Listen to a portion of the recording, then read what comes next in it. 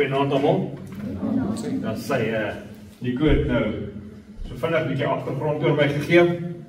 Vanaand gaan nie oor my en oor wie ek is nie. Wat het nou hier gebeur? Okay. Dis reg. Okay. Maar dit is vir my 'n voorreg om vanaand hier so saam met julle te wees. Met hierdie Bybelknoppies. Ek gaan net hier sit. So. Vir my voorreg om vanaand hier so saam met julle te wees en 'n bietjie te gesels oor die onderwerp. Is daar hoop in al die chaos? En die rede dat jy vanaand hier is waarskynlik omdat jy wil kom hoor, is daar hoop te midde van wat in die wêreld aangaan. As jy gereageer het op 'n advertensie of op 'n uitnodiging of iemand wat vir jou gesê het kom vanaand saam, is dit omdat jy ook besef dat hierdie wêreld funksioneer nie soos wat jy voel hy moet funksioneer nie. So, wat ons gaan doen oor die volgende 2 weke, maandag tot donderdag aand, so maandag, dinsdag, woensdag, donderdag aand, volgende week, dieselfde 4 aande, gaan ons na verskillende onderwerpe kyk, wat hierdie vraag probeer beantwoord, en ons gaan dit uit verskillende hoeke uit probeer beantwoord. Is daar hoop te midde van al die chaos? Nou, wanneer ons na die wêreld om ons kyk, is ons almal wel bekend met dinge wat skeefloop. In 'n land waarin ons bly, in 'n land soos Suid-Afrika, wat een van die hoogste misdaadsyfers in die wêreld het, is ons bekend met geweldsmisdade, met moord en met siektes, geweld, en ons is bekend met politieke onsekerheid, met korrupsie wat aan die orde van die dag is, maar daar's ook ander dinge wat ons bedreig. Daar's siektes, daar is depressie is die siekte van ons tyd. Daar's trauma. Ek is seker nie een van ons wat hier sit is vrygeskeld van trauma ergens in ons lewe nie. Almal van ons kom met ons eie pakkie seer kry en probleme wat ons dra. Ons beleef kwaadwillige mense wat daarop uit is net om ander skade te doen en seer te maak. En die vraag kom dan, is daar enige hoop nog oor? Is daar nog iets wat betekenisvol is? As dit is hoe die wêreld lyk. As die wêreld in chaos is.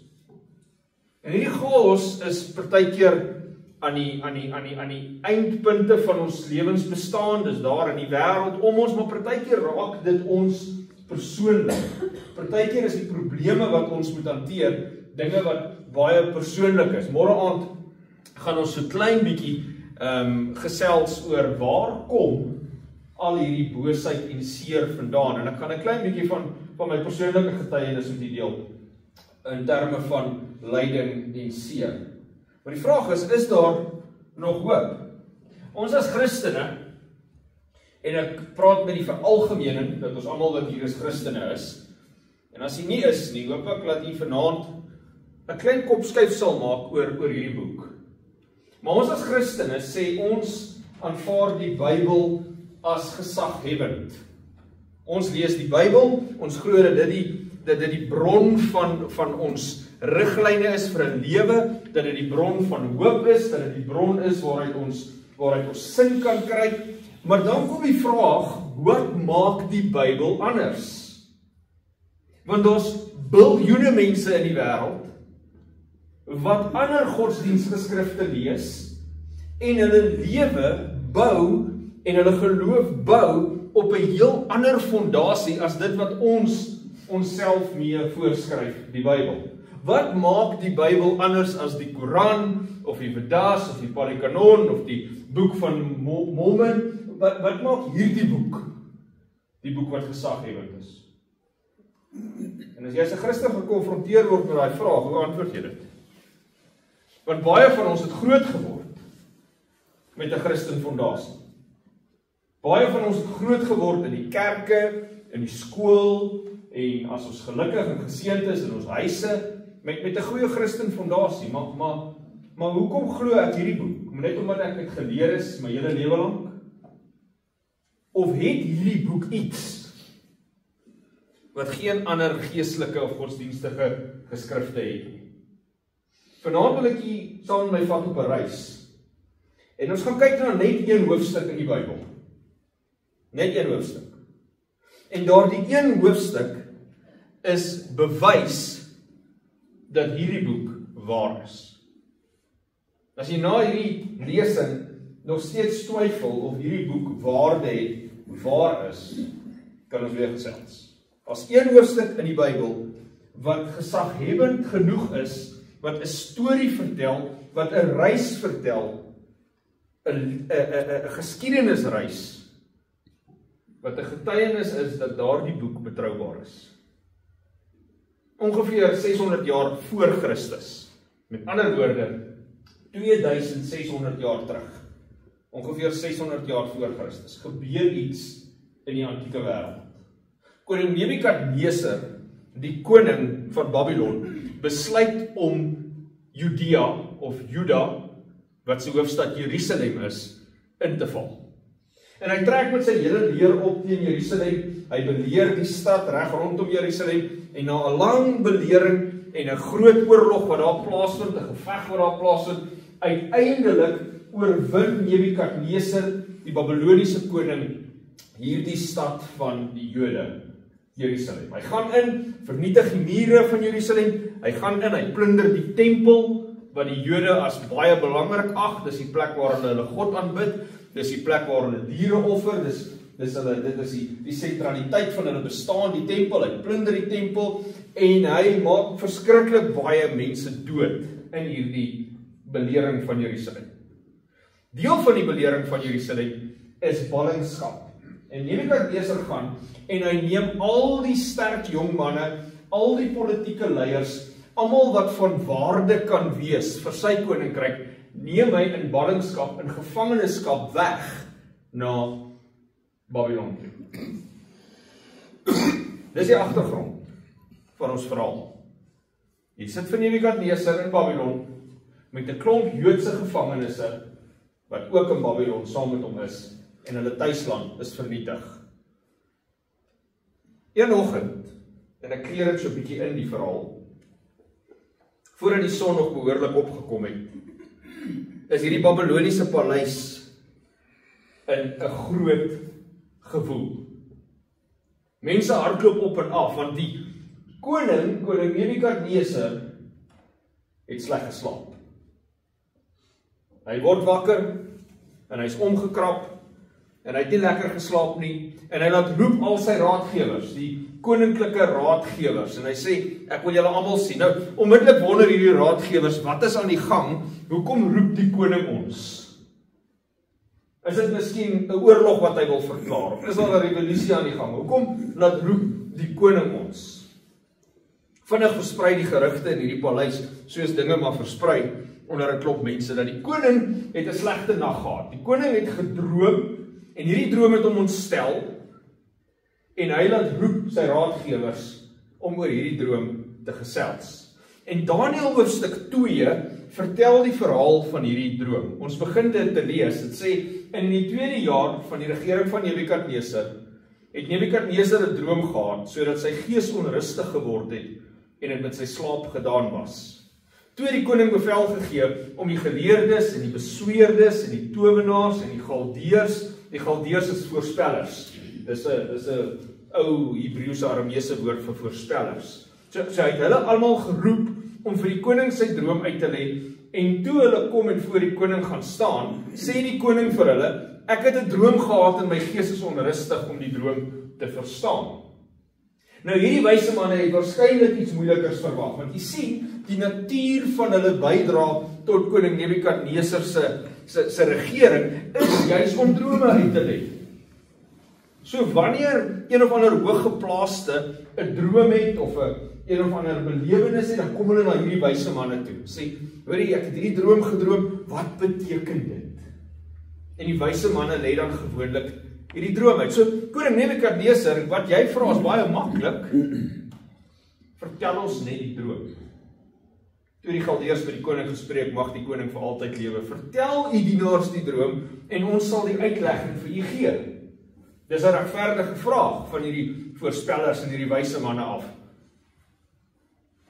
Maar vinnig verdwyn hulle selfvertroue toe die koning hulle antwoord, die saak staan by my vas as julle die droom en sy uitlegging nie aan my bekend maak nie, sal julle in stukke gekap en van julle huise misope gemaak word. Nou dis 'n onmoontlike taak. Dis 'n onmoontlike verwagting wat koning Nebukadnesar op hierdie wyse manne, hierdie voorspellers, hierdie sterrekenners plaas, want niemand weet wat iemand anders gedroom het. Daar's geen manier vir hulle om te weet wat se droom hy gedroom het. En so raak hulle angstig, want koning Nebukadnesar sê, as jy ons nie vertel as jy my nie vertel wat die droom is wat ek gedroom het nie, en dan al vir my 'n uitleg gee nie, dan gaan ek julle doodmaak. Julle is mos nou so slim, julle ken mos nou drome nou, of hulle die droom, of hy die droom vergeet het, is miskien een teorie, en of hy wil kyk of hy die wyse manne kan uitvang, is miskien 'n ander teorie. Hoe dit ook al sê, hy vertel nie vir hulle wat hy gedroom het nie. En hulle antwoord op, daar's geen mens op die aardbodem wat die koning se saak sou kon te kenne gee nie. Daarom het dan ook geen koning, groot of magtig, ooit so iets van enige geleerde of besweerder of galdeer verlang nie. Ja, die saak wat die koning verlang is te swaar, daar's niemand anders wat dit voor die koning sou kan te kenne gee nie, behalwe, en hoor wat sê hulle vir hom, behalwe die gode wie se woning nie by die vlees is nie. Ander woorde, koning Nebukadnesar, ons wyse manne, ons geleerdes, ons sterrekenners, ons voorspellers, ons kan nie hierdie vir jou doen nie. Ons weet nie wat jy gedroom het. Die enigste een wat dit kan doen, is die gode. Is 'n bonatuurlike wese wat buite kan die raamwerk van mensdom staan. Dit is wat hierdie geleerdes van Nebukadnesar sê. En hulle probeer met rasionele denke die koning oortuig dat hulle het 'n punt beet, dat hy nie vir hulle kan verwag om hierdie droom vir hom te vertel nie. Maar die koning weet dat hulle het beweer dat hulle die sterre kan lees, dat hulle die toekoms kan voorspel, dat hulle allerhande dinge kan doen, en die koning is besig om hulle bedrog bloot te lê. En dan sê koning Nebukadnesar, maak hulle dood. Maak hulle almal dood. En die man wat die opdrag kry om al die wyse manne dood te maak, sy naam is Arioch. Hy word genoem in Daniël hoofstuk 2. So sy naam is Arioch, en hy is die kaptein van die koning se leiwag, en hy moet gaan, en hy met al die wyse manne, al die besweerdes, al die geleerde manne, al die voorspellers, almal, hy moet hulle almal uitwis. Die koning is kwaad. Nou, dit is hoe dit in antieke tye gewerk het. Jy was nooit seker, in vandag se tyd gebeur daar nie veel met jou as jy iemand omkrap nie. Maar in antieke tye was jy nie seker van jou lewe as jy die koning kwaad gemaak het. En Arioch word gestuur om al hierdie wyse manne dood te maak. Maar tussen die wyse manne in Babylon is daar 4 Joodse manne. 4 Joodse manne wat uit die ballingskap uitgekom het, wat uit Jerusalem uitgekom het, en hulle bevind hulle ook hier tussen die wyse manne. Hulle is ook deel van die raadgewerskorps van die koning. As jy wil weet hoe dit gebeur het, dat 4 Joodse manne deel geword het van die Babyloniese koning se raadgewers, die Daniël hoofstuk 1 gaan lees. Baie interessante verhaal. Maar hoe dit ook al sê, hier is die 4 manne uit Jerusalem. Daniël, Hanania, Mishael en Asaria. 4 wyse manne. Deel van koning Nebukadnesar se regering, deel van sy raadgewers. En Arioch kom by hulle, en hulle moet ook dan nou doodgemaak word. Ons lees, daarop het Daniël ingegaan, en die koning versoek dat hy hom eerder tyd moes gee om die uitlegging aan die koning te kenne te gee. So Daniël sê toe, sy boodskap wat teruggaan na die koning, dus gee ons net nog 'n bietjie tyd. Gee ons net nog 'n bietjie tyd. Nou, dit kan klink of hierdie ouens net tyd koop. Want wat van hulle verwag word is onmoontlik. Of jy nou 'n dag langer wag, of 5 dae langer wag, of 'n maand langer wag, dit kan nie gedoen word nie. En koning stem in om Daniël nog tyd te gee, en Daniël besef dat hier 'n ongelooflike groot verantwoordelikheid op sy skouers lê, want dit is nie net sy lewe wat op die spel is nie, dis die lewe van baie van sy kollegas in Babylon, wat op die spel is, op hierdie versoek wat hy vir die koning vra. Toe gaan Daniël na sy huis en maak aan Hananja, Misael en Asaria sy metgeselle hierdie saak bekend. En dat hulle barmhartigheid van die God van die hemel moes afsmeek oor hierdie geheim, sodat hulle Daniël en sy metgeselle saam met die oorige wyse manne van Babel nie sou ombring nie. Nie vind jy hierdie 4 manne in hierdie, ek noem dit hierdie intense bid hier, wat hulle by mekaar kom en hulle begin bid en hulle sê, Here, ons het nodig om hierdie saak te weet. U moet vir ons vertel wat die koning gedroom het. Daarop is in 'n naggesig die geheim aan Daniël geopenbaar. En toe Daniël die God van die hemel geloof, en baie opgewonde hart het Daniël na Arioch toe, en hy sê, moenie die wyse manne van Babel ombring nie, bring my in voor die koning, dan sal ek aan die koning die uitlegging te kenne gee. Arioch vat hom toe na die koning toe, en hy sê, ek het 'n man onder die ballinge van Juda gekry, wat sê, hy kan vir die koning die droom en die uitleg daarvan gee, en Nebukadneser het dalk gewonder, wat weet hierdie Joodse jongseun? As my wyse manne, my sterrekundiges, my voorspellers hierdie nie kan doen nie, wat weet hierdie jong man uit Juda uit? En hy vra vir hom, is jy in staat om aan my die droom wat ek gesien het en sy uitlegging bekend te maak? Ek wil net hê jy moet seker weet, of ek wil net seker wees, jy weet waarvoor jy jou inlaat, as jy sê jy kan my help. Is jy regtig in staat om dit te doen? En Daniël antwoord hom, die geheim waarna die koning vra, kan die wyse manne, die besweerdes, die geleerdes, die waarseers nie aan die koning te kenne gee nie, maar daar is 'n God in die hemel wat geheime openbaar. Nou onthou wat het daai wyse manne 'n paar verse terug gesê. Net die gode kan dit doen. Net die gode kan jou antwoord. Daniël kom en hy sê daar's 'n God in die hemel wat geheime openbaar. En hy het aan koning Nebukadneser bekend gemaak wat aan die einde van die dae sal gebeur. En nou moet ons net vir 'n oomblik hier stil staan, want ons kan hierdie storie lees en jy kan nou nog hier sit en sê, ja, jy het nou al 'n hele rukkie gesels oor hierdie verhaal, maar dit het nog nie die gesag van die Bybel bevestig nie. Dit maar net nog 'n Bybelstorie. Maar dit is van hier af waar ons moet aandagtig begin luister na hierdie droom, wat Nebukadneser, 'n heidense koning, 2600 jaar terugkry. En in daardie droom word die gesag en die autoriteit van die Bybel vasgemaak. So hy sê vir Nebukadneser, jy het 'n droom gedroom, o koning, wat God vir jou gegee het, die God in die hemel, nie die gode nie, die God in die hemel, en daardie droom het vir jou, Nebukadneser, vertel, wat aan die einde van die wêreld, aan die einde van die dae, sal gebeur. Aan die einde van tyd, aan die einde wanneer hierdie wêreld tot sy einde kom, jy Nebukadneser, jy is, hoe sê hulle in Engels, jy's privy tot wat dan gaan gebeur. En hy sê, die gesigte van die hoof op die bed was dit. En hy gaan aan en hy sê, wat u betref, o koning, die gedagtes op die bed opgestyg, oor wat hierna sal gebeur. En die openbaarder van geheime het u bekend gemaak wat sal gebeur. So Daniël kom baie selfversekerd, vol baie selfvertroue, en hy sê, koning Nebukadneser, die droom wat jy gedroom het, handel oor die toekoms. Dit handel oor die dae aan die einde, dit handel oor die gebeure wat nog kom, wat hierna gaan kom. En dit is die God van die hemel, die openbaarder van geheime, wat dit vir jou bekend gemaak het. Wat my betref, Daniël is nog steeds aan die woord.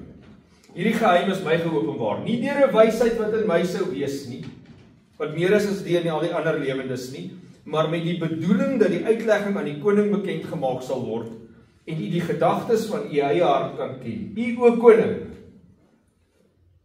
het 'n gesig gehad.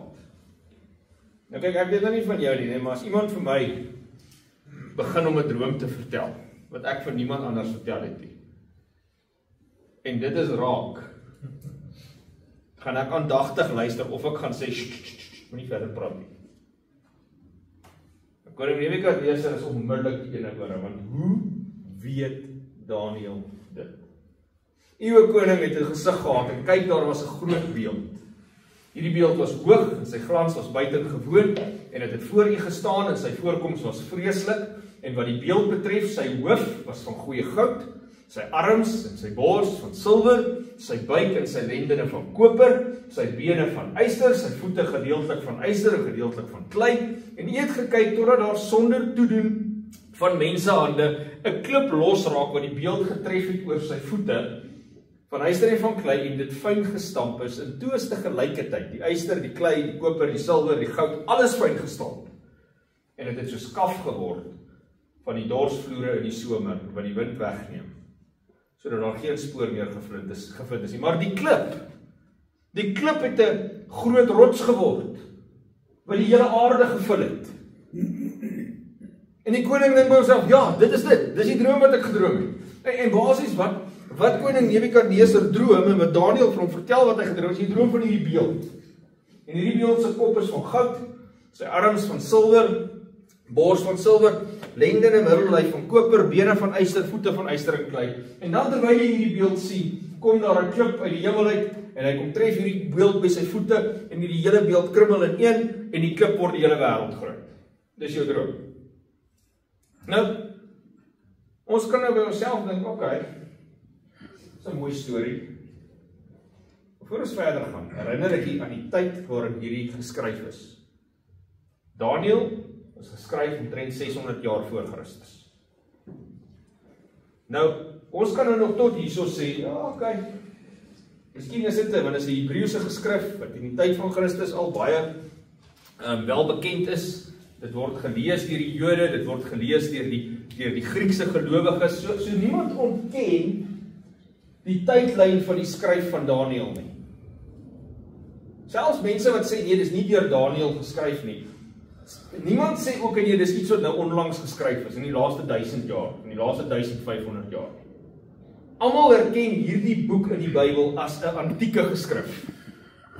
So onthou wanneer dit geskryf is. Want die interpretasie van die droom maak hierdie skryfdatum baie interessant. Dit bevestig dat die Bybel betroubaar is. Koning Nebukadneser droom van hierdie beeld, van verskillende elemente gemaak, die droom van hierdie klip. En in 150 woorde, in die res van Daniël hoofstuk 2, gee God, deur Daniël, vir Nebukadneser, die totale toekoms, hoor wat ek sê, die totale toekoms, van wat in hierdie wêreld sal gebeur. 600 jaar voor Christus. Nou, dit is baie maklik vir iemand om op te spring en te sê, môre of oormôre of oor 'n maand of oor 100 jaar gaan hierdie gebeur. Maar die geloofwaardigheid van so iets kan eers getoets word wanneer dit gebeur het. So wanneer iemand die toekoms voorspel, word dit eers geloofwaardig wanneer iemand in die toekoms kan terugkyk in die geskiedenis en sê dit wat daai ou 100 jaar, 150, 200, 500, 1000 jaar terug gesê, dit het waar geword, dis hoekom dit akkuraat was. Terwyl die toekoms voorspel word, weet niemand of dit die waarheid is nie. Daniël sê dis die droom. Maar sy uitlegging sal ons nou voor die koning sê. U is die hoof van goud. Babylon, hierdie magtige nasie, hierdie sterk monargie wat oorlog voer teen alles en almal. U is die kop van goud. Babylon, 'n nasie van suiwer goud. En ek kan nog by myself dink dat Nebukadneser seker baie tevrede glimlag. En dink, ja, is ek daai. Ek is die kop. Ek is die kop van goud. Ek is belangrik. En as ons net na die stad van Babylon kyk, kan ons sien in geskiedkundige geskrifte wat buite Bybels is, kan ons sien dat hierdie stad was iets gewees. Dit was 'n ongelooflike stad gewees. Een historikus beskryf die antieke stad soos volg: geleë in die tuin van die ooste, opgestel in 'n perfekte vierkant met 'n sloot of 'n graaf om dit, met bronspoorte, hangende tuine wat terras na terras opstyg, 2 koninklike paleise, en met die hele aarde in aanbidding by haar voete, 'n koningin in onvergelykbare eer het hierdie stad gestaan. Dit is werklik die geskikte hoofstad van daardie koninkryk wat deur die goue kop verteenwoordig is. So hierdie is, Babylon is 'n groot koninkryk. Dis 'n betekenisvolle koninkryk. Dit is nie sommer net 'n klein landjie nie. Hulle oorheers die hele bekende wêreld van hulle tyd. En nou as Daniël 'n slim politikus was, het hy net daar gestop. Nie is die kop van goud. Dis al wat nodig is om te weet van hierdie beeld. Maar Daniël is getrou aan die interpretasie van die droom soos God dit vir hom gegee het. En hy besef dat daar's nog baie oor hierdie beeld gesê moet word. En hy gaan verder en na U sal daar 'n ander koninkryk opstaan. Geringer as die van U. En ek dink nogal die koning se glimlag het vinnig verdwyn. Want jy sien enige koning droom dat sy koningskap vir altyd sal heers. En hier kom hierdie jong Joodse seun en hy sê hierdie droom wat jy gedroom het, beteken dat jou koningskap nie vir altyd gaan heers nie. Dat daar 'n ander nasie na jou gaan opstaan. Inteendeel, Nebukadneser was so selfversekerd dat argeoloë het kleitablette opgegrawe wat uit Nebukadneser se tyd uitkom. Maar die volgende sê: vir die verbasing van mense het ek hierdie huis gebou. Hierdie poorte vir die verbasing van menigtes van mense met skoonheid het ek versier. Mag dit vir altyd hou. Dis argeologiese opgrawings wat hulle gedoen het in antieke Babylon. En hier kom hierdie jong man en hy sê God sê daar gaan 'n ander mag na jou wees, die silwer koninkryk wat die goue een vervang. En verskeie dekades na hierdie gesprek met Daniël gebeur daar iets ingrypends in die koninkryk van Babylon. Daar's nou al 'n volgende koning. Die kleinseun van Nebukadneser is koning. 60 jaar het verbygegaan sedert Daniël hierdie gesprek met Nebukadneser gehad het. Ons gaan net gou 'n pause plaas op die beeld. Ons kom terug na hom toe. Belsasar, die kleinseun van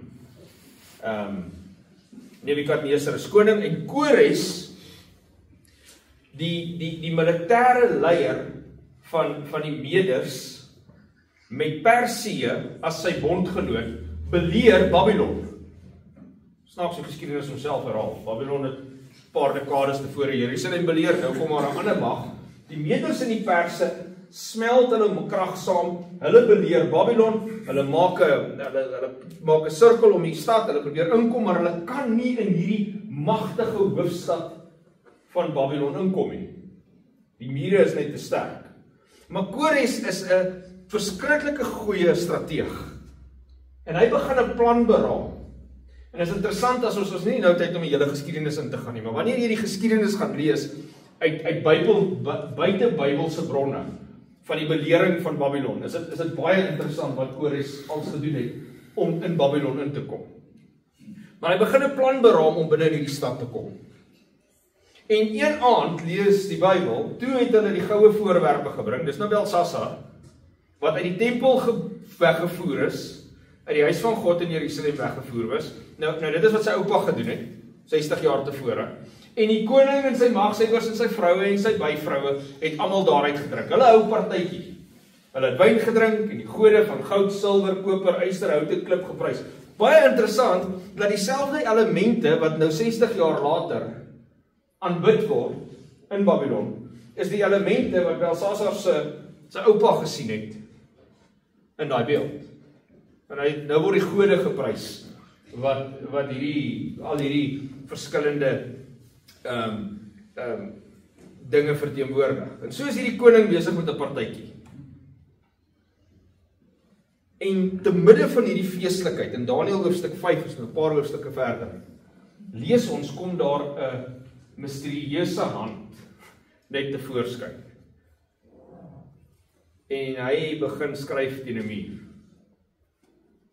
Nou weer eens, die Bybelse verwysingsraamwerk is baie anders as ons moderne westerse raamwerk. Ons vind baie wonderwerke, ons vind baie buitengewone of bonatuurlike gebeure in die Bybel, wat ons vandag nie so noodwendig op dieselfde manier beleef nie. En ons 'n goeie rede daarvoor, dat ons eendag op 'n ander dag kan bespreek. Maar hier kom hierdie hand uit, en hy begin teen die muur skryf, en ek weet nie my enige, maar ek sal ophou partytjie. Ek sal hardloop so vinnig as wat ek kan, as ek so iets beleef.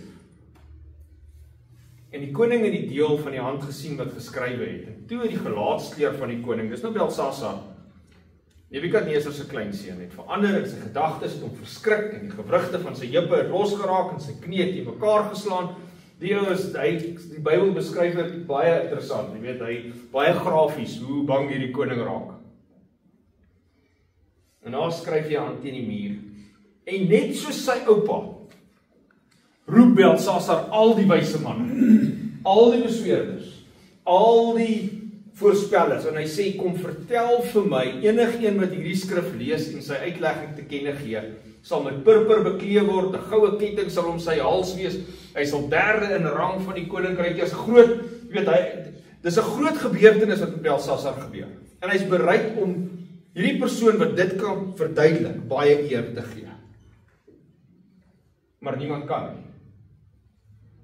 Niemand weet wat hier aangaan met hierdie hand wat skryf nie. Niemand kan dit lees nie. Dis in 'n taal wat hulle nie verstaan nie. En die koningin moeder, waarskynlik Nebukadneser se eie dogter, kom en sy sê, daar's iemand wat vir jou oupa gehelp het. Laat roep vir Daniël. 60 jaar later is Daniël natuurlik nou nie meer die jong Joodse seun nie. Hy bevind homself nog steeds in Babylon. Hy het hierdie koninkryk gedien. Hy was deel van die administrasie van ten minste 2 konings gewees.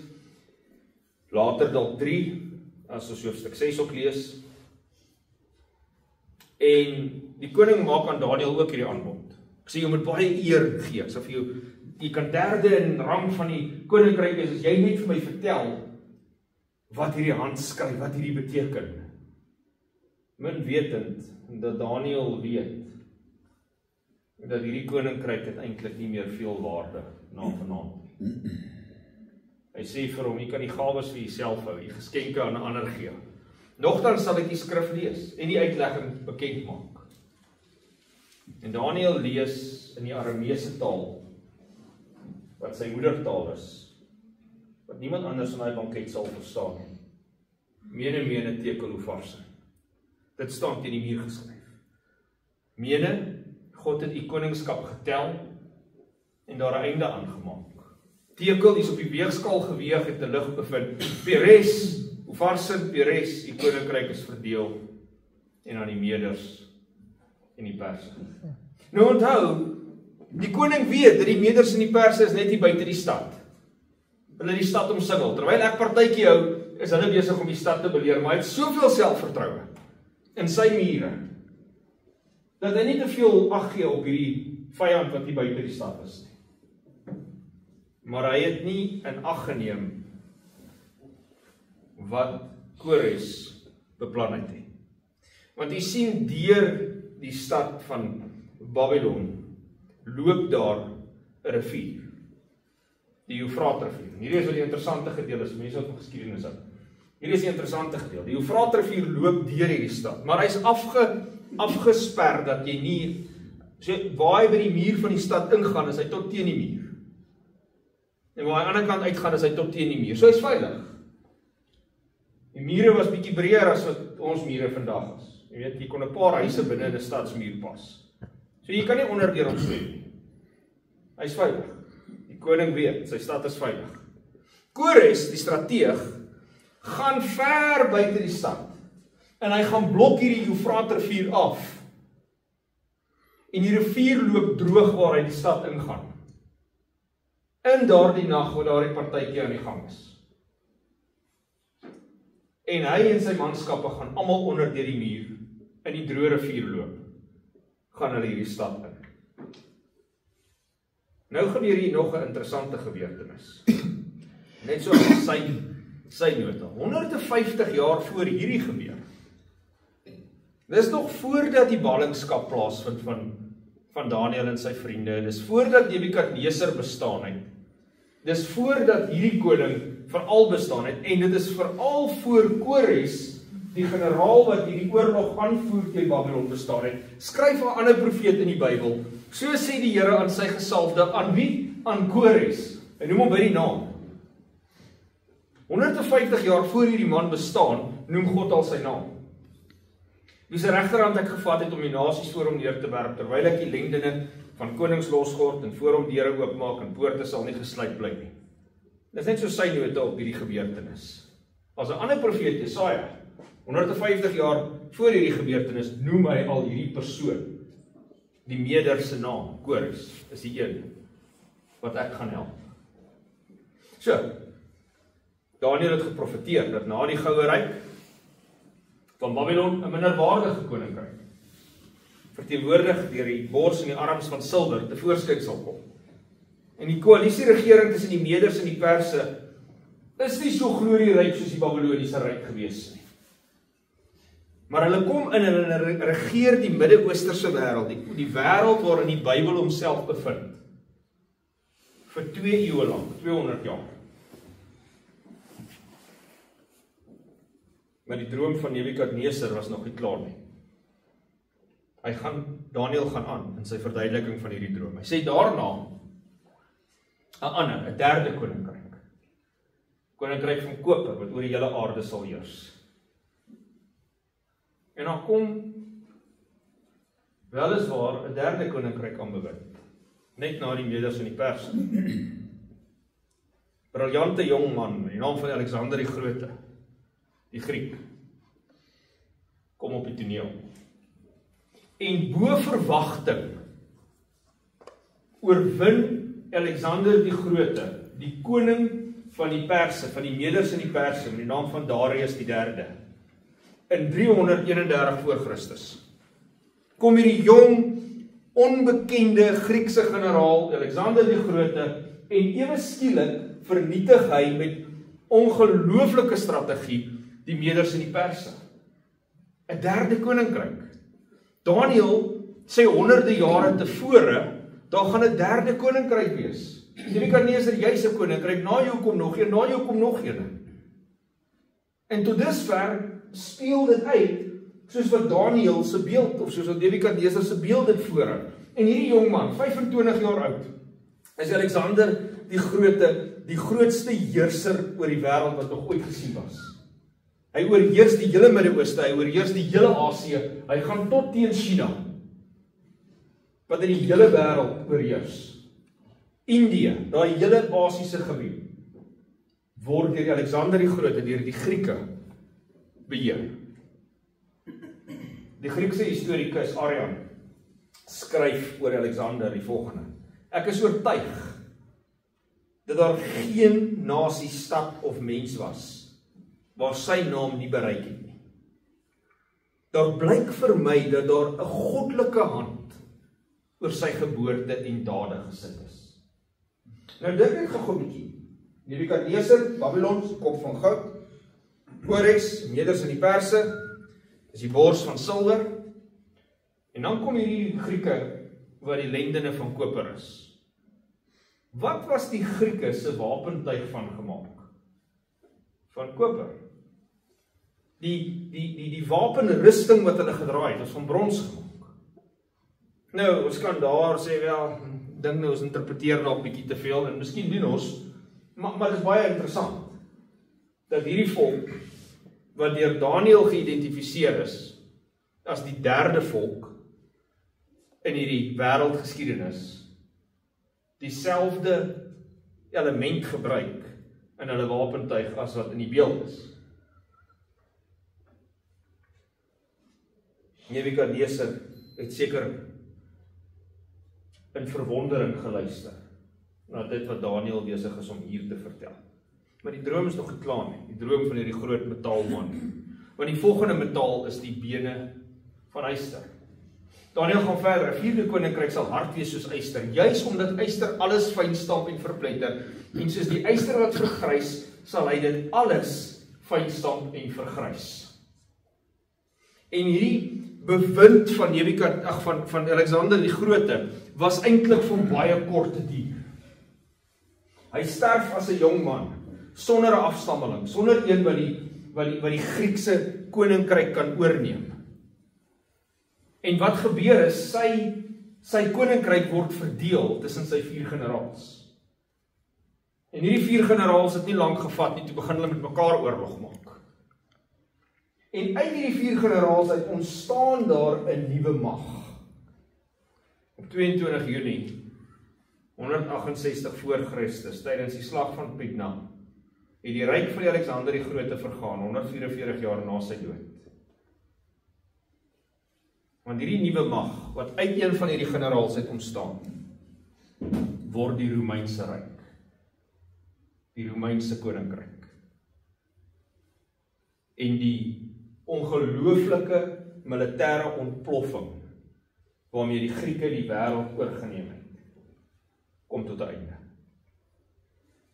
En die Republiek van Rome kry die heerskappy oor die hele wêreld. En dit is waar meeste van ons geskiedkundige bronne begin. Want die Romeine het baie van die Griekse en die moondhede wat voor hulle geheers het, se geskiedenis uitgewis. So dit wat ons wel kry, veral van Griekse geskiedenis, is gelukskote, wanneer ons dit kry. Maar ons het baie geskiedenis oor die Romeinse ryk. Hulle het hulle self baie sterk gevestig. En beide sekulêre en geestelike geskiedkundiges sien die beeldspraak van Daniël in die Romeinse ryk raak. Gibbon byvoorbeeld, wat sekulêre geskiedkundige is, hy is nie godsdienstig nie, hy is nie 'n geestelike skrywer nie. Hy sê, die beeld van goud of silwer of brons, wat dalk kan denominasies te verteenwoordig. So, hy is nie seker nie, ek is seker dis wat die beeld verteenwoordig. Gibbon, soos 'n goeie akademikus, hy sê dalk. En hulle konings is opvolgend gebreek deur die eystermonargie van Rome. Voor die Romeinse ryk was daar nie nog 'n ryk wat so gewelddadig en kragdadig oorheers het soos die Romeine nie. Nog 'n geskiedkundige, Hippolytus, 3de eeuse teoloog. Nou moet ons onthou, as ons na 3de eeuse teoloog toe gaan ons na vroeë Christendom toe. Ons gaan na mense wat geglo het in Christus, in die Bybel, in geloof baie lank voor ons. Ons gaan na 1700 jaar terug toe. So hy skryf, verheug geseënde Daniël, jy was nie verkeerd nie, al hierdie dinge het gebeur, reeds heers die yster, reeds onderdruk en verpletter dit. So geskiedkundiges identifiseer hierdie beeld van Daniël as die volke wat sou heers, en hulle identifiseer die bene van hierdie beeld as Rome. Nou, hoekom was hierdie bene so, of hierdie eystervolk, hierdie eysterregering so vreesagtig? Dit is interessant dat genoem word die tyd waarin Rome heers, die Pax Romana, die vrede van Rome. Dis die mees vredevolste tyd nog ooit in die wêreldse geskiedenis. Nie omdat die Romeine sulke liefdevolle en oulike mense was nie, van wie almal gehou het. Dis die mees vredevolste tyd in die wêreldse geskiedenis, omdat almal hulle gevrees het. So niemand waag dit om in opstand te kom teen die Romeine nie. Hulle is die eysterbene wat alles vertrap en verpletter wat voor hulle kom. Rome was 'n wrede nasie. En het met 'n eystersaaf geregeer. En hulle word die langste en die mees uitgebreide koninkryk van al 4 hierdie koninkryke. En is interessant dat na hierdie bene van yster verander die interpretasie van hierdie beeld. So eers is die koninkryk van Babylon, die kop van goud, en dan die Meders en die Perse, en dan die Grieke, en dan die Romeine, en daarna is dan nie weer 'n wêreldmoondtyd. Daniël sê nie na jou kom daar weer, of na die 4e kom daar weer 'n koninkryk. Maar daar is nog voete van yster en klei. En hy sê die voete en die tone soos u gesien het, deels van pottebakkersklei en deels van yster, sal 'n verdeelde koninkryk wees. En van die hardheid van die yster sal daarin wees, omdat die yster met kleigrond gemeng gesien het. En die tone van die voete sal deels van yster en deels van klei wees. 'n Gedeelte van die koninkryk sal hard en 'n gedeelte sal brons wees. 'n verdeelde koninkryk. Nie meer een magtige koninkryk wat die hele wêreld oorheers nie. Verdeeldheid. Dat u die yster gemeng met kleigrond gesien het, hulle sal deur menslike gemeenskap onder mekaar vermeng raak, maar hulle sal nie aan mekaar kleef nie, net soos yster nie met klei meng nie. Met ander woorde, o koning Nebukadneser, hierdie koninkryke, hierdie gemengde koninkryk, sal wel interaksies hê met mekaar, maar hulle sal nooit weer 'n gemengde, 'n saamgestelde koninkryk wees nie. Een koninkryk wat die wêreld regeer nie.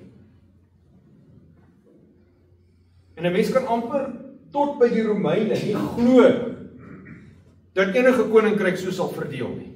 Hulle is te magtig. Die Babyloniërs, die Medo-Perse, die Grieke, die Romeine, almal is hierdie magtige volke. Waar kom hierdie verdeeldheid uit? Na 600 jaar van heerskappy het die Romeinse ryk stadig maar seker begin verbrokkel. Politieke korrupsie, morele verval, godsdienstige verskille, godsdienstige dryf binne in hierdie Romeinse ryk het alles gemaak dat hierdie koninkryk begin verdeel in verskillende stamme. En 476 na Christus, ons begin die donker eeue geskiedenis ingaan. Wie van julle geskiedenis gehad het? Word keiser Augustus, die keiser van Rome, afgesit van sy troon af. En Rome word amptelik in 10 fasette verdeel. Die Alemannies, die Burgondiërs, die Franke, die Lombarde, die Sakse, die Suewi, die Visigote, die Heruli, die Vandale en die Ostrogote. Nou daar die laaste 3 word uitgewis voordat moderne geskiedenis kan plaasvind. Daar's baie interessante Bybelprofesie wat dit vertel, ons kyk nie vanaand daarna nie. Maar daar die ander 7 word die voorvaders, die stamme waaruit die moderne Europese volke kom. Duitsers kom van die Alemannies af, die Switsers van die Burgondiërs, die Franse van die Franke, die Italianers van die Lombarde, die Engelse van die Sakse, Portugese van die Suewi, Spanjaarde van die Visigote. Dit is die prominente Europese stamme, die volke van Europa, kom uit hierdie uit. Die verdeelde koninkryk van Rome. En sommige van hierdie bevolkingsgroepe, sommige van hierdie was sterk, sommige was swakker. Maar die belangrikste deel van die voete van yster en klei is dat hulle nie meng nie. Is dat hulle aparte koninkryke bly. En baie van hierdie wêreldheersers van hierdie volke het probeer om hulle saam te smelt, het probeer om hulle te verenig. En daar was baie leiers wat deur ondertrouing in hulle koningshuise, wat deur politieke manipulasie en deur oorlog probeer het, maar dit het net nooit suksesvol gewees nie, want God het gesê, hulle sal nie aan mekaar kleef nie. Daar was Karel die Grote, wat die hele heilige Romeinse ryk agter hom gehad het, die Christenkerk agter hom gehad het, en hy kon dit nie regkry nie. Charles die 5de, Louis die 14de, en dis alles groot name in die geskiedenis, wat probeer het om die volke by mekaar te kry, maar almal het misluk. Een van die mees interessantste verhale van dit is bietjie meer moderne verhaal, 'n verhaal van Napoleon Bonaparte. Ek weet nie of jy al gehoor het van daai naam nie. Napoleon Bonaparte, die Franse revolusionis, wat kom en sê ek gaan Frankryk oorneem, en hy's 'n generaal in die Franse weermag en deur 'n staatsgreep vat hy die hele Franse regering oor, en hy sê maar ek is nie tevrede met net Frankryk nie. Ek wil die hele Europa hê. En hy begin oorlog maak teen die ander Europese lande, en uiteindelik kom hy by die slag van Waterloo, waar hy gaan oorlog maak, en alles is aan sy kant. Hy gaan die res van Europa inval, en hy gaan hierdie hele Europese kontinent weer herenig onder Franse regering. Alles is aan sy kant. Dit gaan gebeur, en ewe skielik sak die reën uit. En die generaals onder die geraas van die reën verstaan nie Napoleon se bevele nie, en hierdie hele ding draai, en dit draai teen hom. En 30 jaar later skryf Dr. Thomas Arnold die volgende daaroor. Wat was die hoofteenstander van hierdie enorme mag? Deur wie is dit gestuit en weerstaan? Want Napoleon moes dit regkry wat hy beplan het. Alles was in sy guns. deur niemand en deur niks anders as die direkte en duidelike ingryping van God nie. Dis 'n sekulêre geskiedkundige wat hierdie stelling maak. Napoleon het self gesê na bewering, God almagtig was te veel vir my gewees. En so die een na die ander probeer om hierdie koninkryke weer te verenig van Europa. Tot waar jy en ek vandag staan, het dit nog nooit gebeur nie. Sedert die Romeinse Ryk in 10 gedeel. Hierdie beeld van Nebukadnesar, staan jy en ek in 'n besonderse posisie, waar ons kan terugkyk op hierdie wêreldse geskiedenis. Ons kan geskiedenisbronne raadpleeg. En ons kan sien hoe hierdie wêreld ontvou het. Hoe die verhale van die mens ontvou het, van die westerse wêreld, van die Midde-Oosterse wêreld, van die Bybelse wêreld. Hoe daar wel 'n kop van goud was, wat Daniël identifiseer het as Babylon. En hoe hierdie kop van goud oorgeneem is deur 'n volgende mag, die Meders en die Perse. En uiteindelik die Grieke wat Persië oorwin het. Die Romeinse Ryk wat die Griekse Ryk vernietig het. En dan versplinter hierdie Romeinse Ryk in 'n verdeelde Europa soos ons dit vandag ken. Maar dis nie die einde van hierdie droom nie. Dis nie die hoogtepunt van die droom nie. Die droom se hoogtepunt is nie net om vir Nebukadnesar te sê, kom ek vertel jou wat die toekoms van hierdie wêreld gaan lyk, hoe dit gaan lyk. Die droom se hoogtepunt is 'n klip. 'n Klip wat loskom sonder dat 'n mens aan hom vat. En wat hierdie hele beeld vernietig tot stof. En wat self dan die hele aarde oorneem. Daniël sê vir Nebukadnesar, in die dae van hierdie konings, dis die 10 konings, die verdeelde stamme van Europa, sal die God van die hemel 'n koninkryk verwek wat in ewigheid nie vernietig sal word nie. En die heerskappy daarvan sal nooit aan 'n ander volk oorgelaat word nie. Daar's 'n koninkryk wat nog moet kom na die verdeelde stamme van Europa. Ons gaan volgende week daarna kyk. Donderdag. Gesels ons oor daai klip. Ons maak 'n volsirkel weer terug na hierdie tema toe. Daar's 'n rots wat nog gaan loskom, wat 'n nuwe koninkryk vestig. Ons lees in Openbaring 11 vers 15. Wanneer ons Daniël studeer, veral in diepte studeer, en wanneer ons Openbaring studeer, veral in diepte studeer, komplementeer hulle mekaar en is die sleutels om mekaar oop te sluit. Daniël en Openbaring. Die koninkryke van die wêreld het die eiendom van ons Here geword en van sy Christus, en hy sal as koning heers tot in ewigheid. Daar's nog 'n koning wat moet kom heers. Die klip wat loskom. Toe Daniël daardie ongelooflike profesie vir koning Nebukadnesar oopgemaak het hy vir hom gesê, dis die toekoms van hierdie wêreld.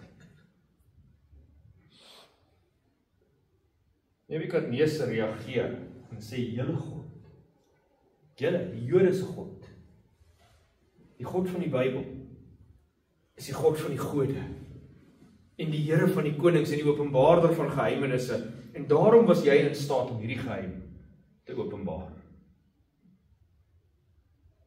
God maak hierdie toekomsverhaal, hierdie lewensreis, die wêreldse lewensreis vir Nebukadnesar oop. Jy en ek staan vandag op 'n plek waar ons kan terugkyk oor die laaste 2.500 jaar se geskiedenis van hierdie wêreld. En ons kan sien dat dit presies so uitgespeel het. Koninkryk vir koninkryk vir koninkryk.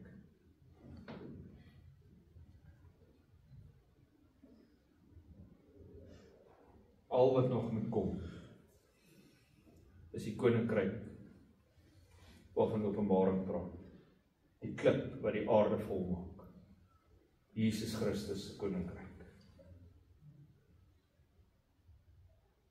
Jesus sê, kom julle geseëndes van my Vader, beerf die koninkryk wat vir julle berei is. Donderdag aand volgende week kyk ons bietjie hoe lyk dit wanneer God se kinders daardie koninkryk beerf. Hoekom die Bybel? Hoekom glo ek dat die Bybel is die geïnspireerde woord van God? Dat die Bybel het gesag, dat die Bybel is gesaghebbend, dat die Bybel het autoriteit, dat ek die Bybel kan vertrou. Want as die God van die Bybel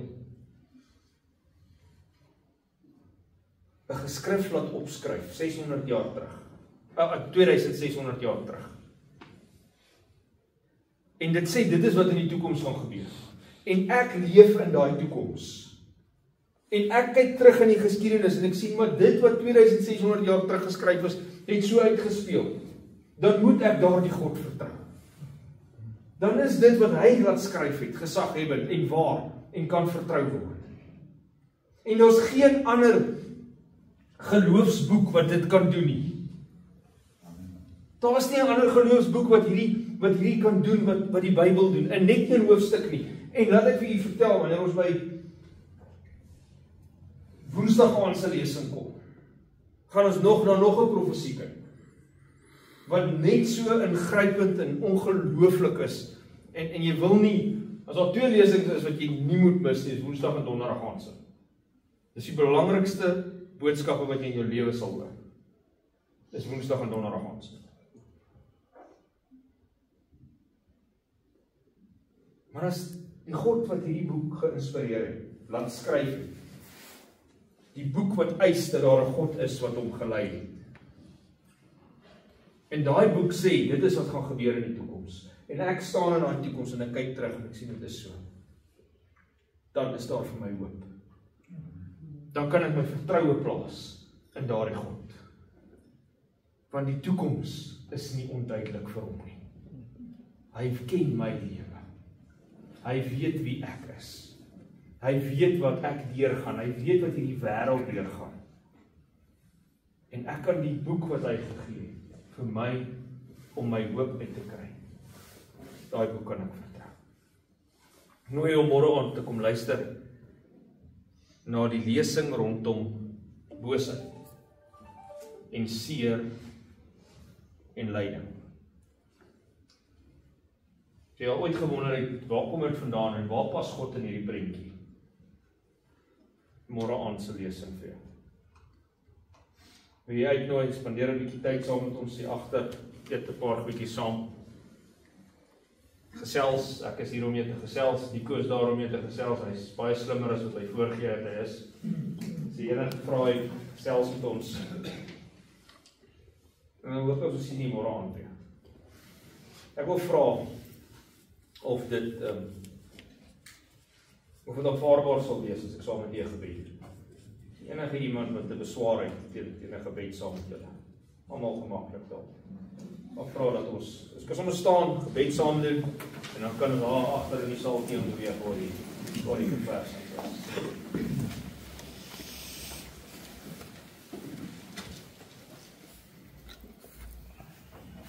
O groote God, U wat die openbaarder van geheimenisse is. U wat die toekoms ken. U wat weet wat vir hierdie wêreld wag. Ons plaas ons vertroue in U. Nie 'n blindelingse, ondeurdinkte, ondeurdagte vertroue nie, maar 'n geloof wat gegrond is op die bewyse wat U vir ons gegee het uit U woord uit, dat U is wie U sê U is. Here, U het hierdie ongelooflike profesie soveel jare terug, millenniums terug, aan 'n heidense koning gegee, sodat ons vandag dit nog kan lees en kan sien dat die God wat ons aanbid, die God wat ons in glo, die God wat ons bely, is betroubaar, kan vertrou word. Die woord wat U vir ons gegee het, staan vas. Dankie Here dat ons die voorreg het om in hierdie tyd te leef, waar hierdie voete van yster en klei die laaste fase van hierdie wêreldse geskiedenis is, voordat u koninkryk uiteindelik volkome gaan vestig. Ons sien uit na die dag wat Jesus gaan kom, wat ons as Christene bely as die wederkoms, sodat ons vir altyd saam met U kan wees. Dit is my gebed dat wanneer ons hier uit mekaar uitgaan, dat U ons sal beskerm, dat U ons sal veilig hou, en dat U ons almal weer môre aan hier by mekaar sal bring om na die volgende lesing te luister. Die lesing wat eintlik meer in diepte sal gaan, Here, oor waar staan U wanneer ons seer het. Ons dankie vir die voedsel wat ons gaan eet, vir die verversings wat voorberei is. Versterk ons asseblief daardeur, seën asseblief ons liggame deur dit wat ons inneem. Dis my gebed in Jesus se naam. Amen.